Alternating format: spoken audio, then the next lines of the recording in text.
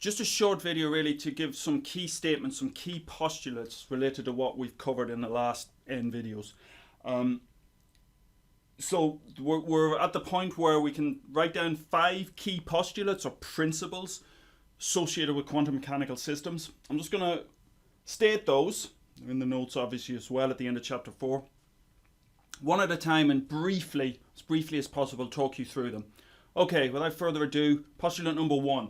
The state of a non-relativistic quantum mechanical particle at time t is specified by a continuous single-valued complex function psi. And you'll notice in the statement, it's the general statement in terms of a position vector, which doesn't necessarily have to be one-dimensional. Everything we've done thus far has been one-dimensional. This function, called the wave function or state function, has the property that its complex conjugate multiplied by the wave function multiplied by a volume element is the probability that the particle lies in the volume element d tau located at position r at time t. That's the very first postulate we looked at quite some time ago, and you've covered that back in from Newton to Einstein last year, covered it also in Frontiers for those of you who did Frontiers. So there's nothing really new there. We know that the probability density we can get from the wave function by taking the modulus squared of the wave function. We multiply that by our volume element. In 1 dimension that's dx, in 3 dimensions that's d tau. And from that we extract the probabilities. So that's, hopefully none of that comes as a great shock to you. Postulate 2. To every physically measurable quantity O, called an observable or dynamic variable, there corresponds a linear Hermitian operator O hat, whose eigenfunctions form a complete basis and whose eigenvalues, by virtue of the hermiticity of the operator, are real valued.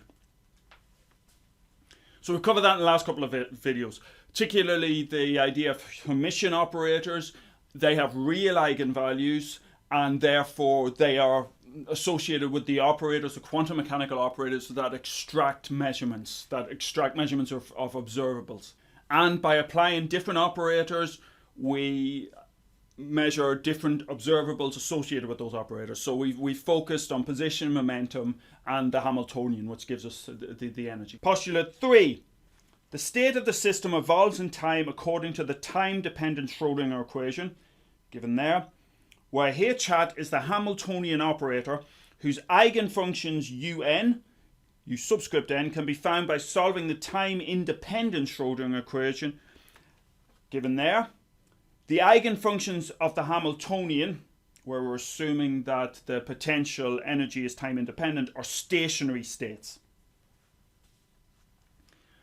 So, I introduced the time-dependent Schrödinger equation quite early on in this course, in this module, very deliberately, because what I wanted you to see was the evolution of those wave functions, particularly that back in the box animated figure where we can mix in the eigenstates and see how that superposition evolves in time.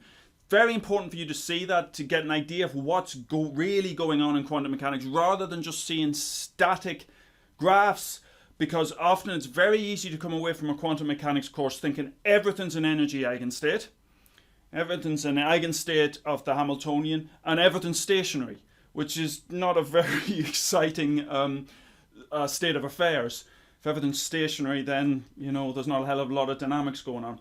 So that was very deliberate. And the time-independent Schrödinger equation certainly gives us the eigenvalues of the Hamiltonian, which are our stationary states. But then those stationary states and those mixtures of stationary states, superpositions, evolve in time.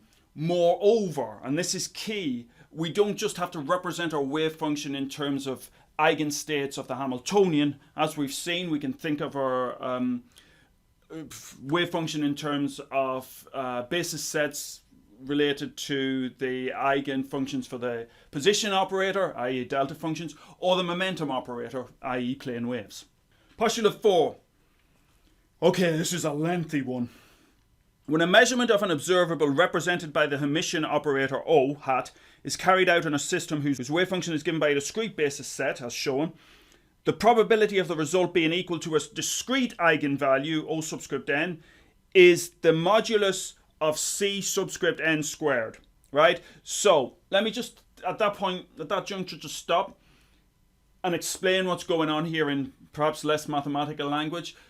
We've taken our wave function and we've cast it as a sum of eigenfunctions. We've cast it as a sum of functions from our basis set. And our wave function, just as we saw for the superposition in the particle box, for example, is made up of those eigenfunctions, and the coefficients, the Cn in that equation, tell us how much of each eigenfunction we need in terms of a given wave function. And that's the basis of superposition.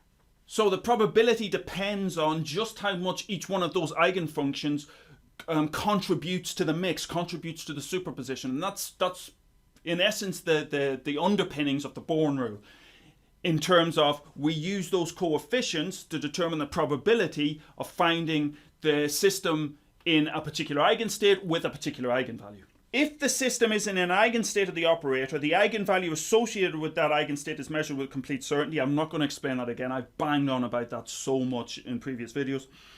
By contrast, for a continuous eigenvalue spectrum, notice I'm using the word spectrum there to distinguish between a discrete spectrum of eigenvalues, which I talked about in the last video, and a continuous spectrum of eigenvalues. Best example in terms of a discrete spectrum are the energy eigenvalues for the particle in a box, n equal to 1, n equal to 2, n equal to 3. So we've got a ground state, E1, E2 is 4 times the ground state, E3 is 9 times the ground state energy, etc., etc., etc. Discrete spectrum, as distinct from a continuous spectrum. And we can work out we can write our wave function. Doesn't have to be in the basis of a discrete spectrum. We can write it in terms of a continuous spectrum. We can write it in terms of a continuous basis set rather than a discrete basis set. Right, final postulate. Number 5. If the result of a measurement is O subscript n, i.e. an eigenvalue of the operator O with an associated eigenfunction chi subscript n, the state of the system immediately after the measurement becomes chi m. This is what we mean by collapsing the wave function into an eigenstate of the operator. The probability of finding the system at time t in the state chi n is given by the modulus squared of the value of the overlap integral. So that overlap integral, as given there, is telling us again how much overlap there is between our wave function and this particular eigenfunction.